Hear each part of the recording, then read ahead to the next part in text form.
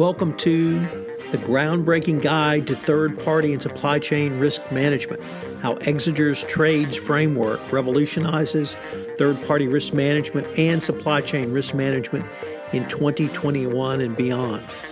In this special 6-part podcast series, sponsored by Exiger on the trades framework, we will look at how the trades framework is a cutting-edge but actionable blueprint to build a modern third-party and supply chain risk management program.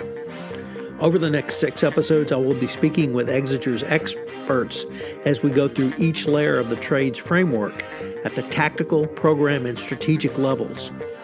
We will put a spotlight on transparency into your current state with Skylar Chai and Tim Stone, discuss risk methodology with Teresa Campobasso and Matt Hayden, assess current risks with Laura Tolchin and Peter Jackson, determine mitigations with Carrie Wibben and Aaron Narva, evaluate the trades framework uplift with Brandon Daniels and Josh Teal, and end with Brandon Daniels and Erica Peters, who will give a review of supplier monitoring and close out with how government and critical industries are leading the charge using the trades framework to outpace threats and vulnerabilities while minimizing third-party risk management gaps. In this episode 4, we look at determining mitigations with Aaron Narva, Senior Vice President, Head of Corporate Markets, and Carrie Wibben, Senior Vice President, Exiger Federal Solutions. I know you will enjoy this episode. Hello, everyone. This is Tom Fox, back for our continued exploration of the trades framework. In this episode, we take up the letter D for determine mitigations. Aaron, if I could start with you, who is the framework for and how can it be used? Sure. Thanks, Tom. So the next critical element of the trades framework is around determining the mitigation of risk. So what actions or steps can and should be taken to reach a point where the specific risk of a supplier or a supply chain element are well enough understood and controlled to move forward with a business relationship. Determining mitigations is definitely a delicate balance of all the preceding elements of the trades framework. It's about understanding the specific risk, the specific impacts that risks can have on the specific parts of your third-party population or your supply chain. It's about taking a risk-based approach, and it's about understanding your operational bandwidth to take specific mitigation actions and knowing when to just accept the minimal risk and move on for the operational benefit. There are many cases that we talk about where an identified risk will not justify any level of mitigation. How companies perform mitigation is really dependent on their maturity level and the specific risks they faced. So at the end, as we always hear with this, there's no one size fits all. The trades framework, I think, gives every risk management and compliance professional a plan, regardless of where they're starting for managing their third party and supply chain risk and moving up the SCRM maturity model curve. As you know, Tom, risk management and compliance professionals seek out and rely on frameworks. We love this sort of map, right? And when they're strategic and clearly laid out, it's going to be much better because with such limited resources and time to manage competing priorities, plans and maps and strategy and supporting data can be used to get that executive stakeholder buy-in, right? To drive those decisions, those budget decisions, to invest in critical compliance and risk management tools. With that quick overview, Carrie, why don't I kick it over to you to introduce the D? Great. Thanks, Aaron and Tom. Great to talk with you again. Thanks for hosting this podcast. So the D, it's actually my favorite letter in the trades framework, and I'll tell you why. It's really, as a risk management professional, this is really where you get to the heart of the matter from a supply chain risk management standpoint, in my perspective. This element is really about problem solving and taking specific actions to remediate risks, ultimately with the goal of driving a supply chain ecosystem that's secure and resilient. But then the tricky part, right, is doing that without compromising operational efficiency. So, at this point in the framework, you've got your organization's objectives and risk thresholds pretty well established. And you're really now considering what risks are you willing to accept? What risks can you transfer or segregate or mitigate in some other way? And then what are those risks that bubble up to the top that you really need to immediately take action on or remove or just somehow avoid altogether? So that's kind of the spectrum of mitigation options. Of course, a lot of nuance within that spectrum. But this is a step, I think this is a step in the process, the D, where you're really separating the wheat from the chaff. And just to emphasize something, Aaron said, and I hear him talk about often, this really has got to be a risk-based approach. There is not a single size that will fit all situations, right? So it really has to be a very broad spectrum of mitigations that you bring to bear to set forth your plan. You have to factor in timelines and milestones. This is not a science. This is messy work, Tom, as you know. Mitigating risk is not for the faint of heart. It really requires, in my opinion, a high degree of both critical and creative thinking and solutioning.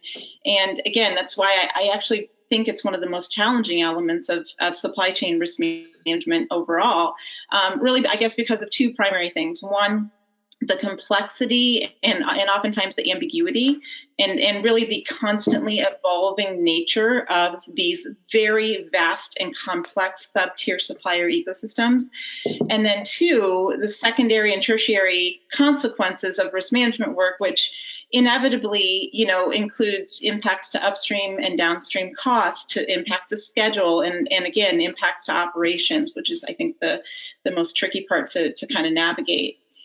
So that's just a quick overview, and happy to go into more detail on specific examples, but that's the D. Sure. Before we get into a little more detail, let me pitch a question to one or both of you all, because in listening to this sort of opening section on this episode, I really got the sense that determining mitigation works very much on the tactical level, and we may go into the weeds on that. But Aaron, I also got the sense that this is a way for a compliance officer, a supply chain professional, or whoever is using this to talk to management about the strategic view and, more importantly, cost. You talked about operational bandwidth, and you talked about the cost of some of these, but management and even the board of directors may want to know, what are our risks, how are we mitigate, and equally importantly, what are our costs? Would that be a fair assessment? I think definitely. I mean, when you look at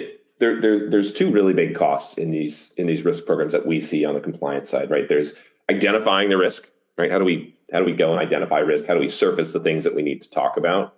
And that's usually fairly straightforward, right? I think people have their tools, right? They can sort of assume that it's going to be a certain amount of risk that they're going to identify, right, and have to discuss. I think the challenging and unknown piece of this is the mitigation, right? So you never sure what steps you're going to have to take to mitigate risk.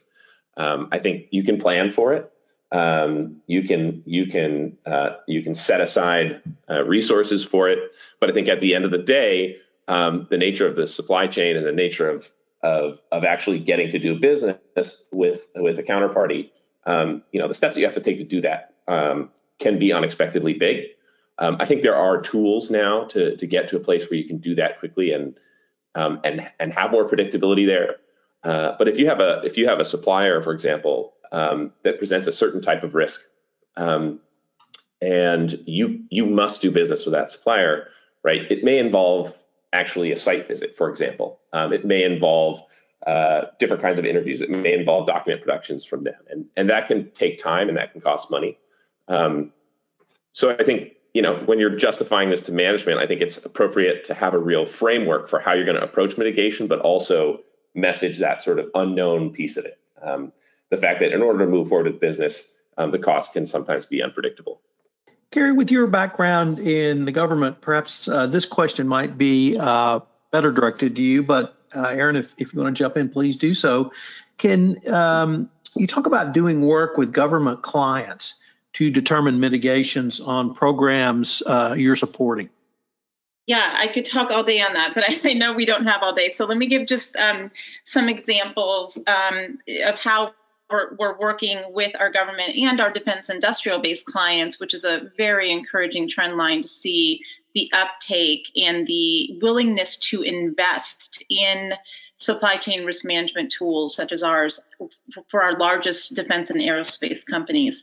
It's a very recent trend line, and we're very excited about it. It's something in my government life, in my past, I tried very hard to get this sort of transition and recognition in these major primes and OEMs that support these multi-billion-dollar contracts and deliver our war-fighting capabilities, to recognize that they had to take ownership of this problem. And we're finally seeing that happen, Tom. I could talk for days on that, but let me just kind of answer your question with a couple examples. So we are helping our clients really, implement this trades framework and move up something that might have been referenced before in the series, the supply chain risk management maturity model, as quickly as possible. So the type of work that we're doing for the federal government defense industrial base, it's really focused on America's most critical supply chains.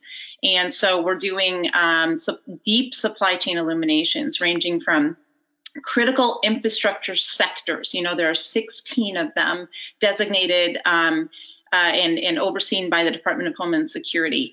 But the U.S. bulk power system, we have actually illuminated down to, I think, the fourth tier, the entire U.S. bulk power system, over 6,000 entities, and conducted deep diligence and risk assessed and made that available to our federal clients. Tremendous insight from that, as you can imagine. We've done illuminations on critical technology sectors, right? Like microelectronics and critical minerals, rare earth elements.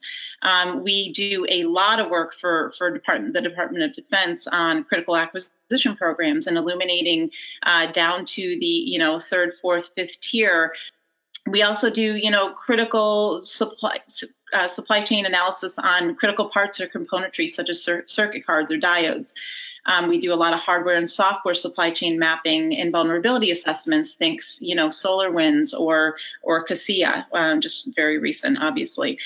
So that's really what we do, right? That's kind of just in a very very quick summary, the type of work that we do. And the output of all of this supply chain illumination work provides very rich and actionable intelligence. And again, because we're going beyond the surface level, we're going deep into that sub-tier ecosystem to the third, fourth, fifth tier. And when you do diligence and gather intelligence at that level, Tom, suddenly risk, such as adversarial connections, foreign investment and other foreign indicators, cybersecurity risk, supply chain fragility, that all of these risks that were lurking below the surface all along are suddenly made apparent. And that can be overwhelming for our clients. So it's really, this depth of exhaustive supply chain transparency that historically has just not been available or known, either by the federal government or by the defense industrial base. That's what we are now enabling the awareness around. And, it like I said, it's overwhelming for them. And what we were seeing as a trend is that our clients, our federal clients primarily, were kind of getting stuck at that stage one of our maturity model. So it goes from stage 0, reactive posture, to stage 1, awakened posture. Okay, now we know what's below the surface and there's some bad stuff, but what do we do about it, right? So, when we kind of peeled back the onion on that, we tried to understand, why are they not moving to that stage 2, that stage 3, progressive, proactive, and then eventually where they all want to get is to that highly anticipatory posture. They weren't getting there. And you won't be surprised by this, but the biggest reason is that there was just a complete lack of adequate resourcing to take the work that we were doing to do, in the earlier stages of trades, the transparency and making sure they were aware of what was going on below the surface level. And there just weren't resources available, across our federal clients to get into the dirty work of determining what mitigation measures to take and then really developing that actionable plan. And it's fascinating, I'm sure, for you to hear this and see how this translates across markets, right, and sectors, to see what we're discussing here, with our federal clients, the defense industrial base, and FIs and corporates. I think there's a common void, of adequate resources in risk management professionals to effectively manage these risks at the tactical level, program level, or even strategic level. So we're Hello, doing, everyone. the This is best we Tom can Fox to help. again. We're Thank working you for in listening to this partnership episode. I hope you will join with us the government tomorrow clients, the for DIB episode 4, where we providers. take up determining We're trying to mitigations coordinate efforts with to Aaron make better use Narva of and existing Carrie resources Wibben. and This drive special common tools and 6-part podcast solutions, series such as on our the trades DDIQ framework has tool been a special to help production identify of and the assess, and Compliance then again, most Podcast importantly, Network. determine what Thanks for mitigations listening, are and I hope appropriate you will visit with us again to really help tomorrow for our strengthen next and episode. drive a much more If you'd like more resilient posture information on the across trades America's framework, most you can critical check out the supply show chains. notes where I link to So, the trades we're doing framework this in each again and every by episode this week. clearly aligning risk insights from our illumination work to specific regulatory compliance and legal requirements, such as FARs and DFARS clauses in our acquisition contracts. That's one side of the spectrum. So translating all the risk insights that we identify, mapping it to that contract language, helping our contracts officers understand where they actually now have coverage, right, in the contractual obligations that are set forth in the contract to actually, address these issues and require a response from a mitigation standpoint from that prime or from those sub-tier suppliers, all the way to the other end of the spectrum, which is really using our risk insights and then helping to generate, referrals for intelligence and counterintelligence and law enforcement agencies where appropriate, based on the threat indicators and the foreign intelligence connections that we often see below that surface level. So again, just helping them separate the wheat from the chaff and really drive that highly actionable output. Carrie, one of the reasons I enjoy visiting with you so much is, of course, your background in government. And the reason I really appreciate Exiger in this space is it's so cutting edge. But what I see when I hear you talk is really how can this apply to the private sector and U.S. public and private corporations. So, Aaron, perhaps if I could ask you, what are you doing with your corporate clients around determining mitigations on compliance programs and supply chain risk management? Yeah, I think a lot of what Carrie said is super relevant, right, for our compliance clients too. I think, the criticality of some of the national security items that Carrie spoke about is driving some of this faster in the DIB, for example, and obviously in government. For compliance, I think that there's certainly a desire to understand, supply chain on the compliance side. I think for the compliance officer in a non-DIB corporate, I think we're still sort of watching the supply chain risk management and the expanding world of risks cohere around. Maybe it's around the compliance officer. We sort of think so, but it's also around procurement. It's also around some other groups. And I think that's emerging. What I think is nice for our compliance officers is that as this supply chain, dealing with the supply chain and digging deep sort of starts to evolve, the compliance officers are really armed with sort of an existing set of options or tools that they can utilize for mitigation. For example, a lot of our clients use third-party outreach as a form of mitigation, whether it's questionnaires or recorded call. Third parties can provide proof of their controls. And again, this is, historically it's been around corruption, right? But obviously there's sustainability there too. There's environmental, there's cyber risk, right? And those documents can prove policies and procedures. They could prove certifications. Some clients, as I said before, will even perform on-site audit in instances of very high risk. That during COVID has moved to a lot of video calls, which I think is variably effective, but also it is effective, and I think we're seeing clients use that more. Right, as a form of mitigation, relatively low cost, but relatively intense form of mitigation for high risk. Right, a third form of mitigation is actually just learning more. Right, so deeper levels of diligence, all the way up to and including discrete reputational inquiries in instances where it is justified. Right, that can definitely help reveal more of the story. For example, you might identify a corruption risk on a third party that's publicly known. Right, but when you start to dig in, when you talk to that company, those companies that have had those issues in the past are often less risky from that perspective, right? Because they've had to deal with these issues. Contractual clauses, refresh periods, and risk committees, these are also frequently a part of the risk mitigation approach. I think at the end of the day, our clients' approaches to mitigation are as varied as their business models and the risks that they face.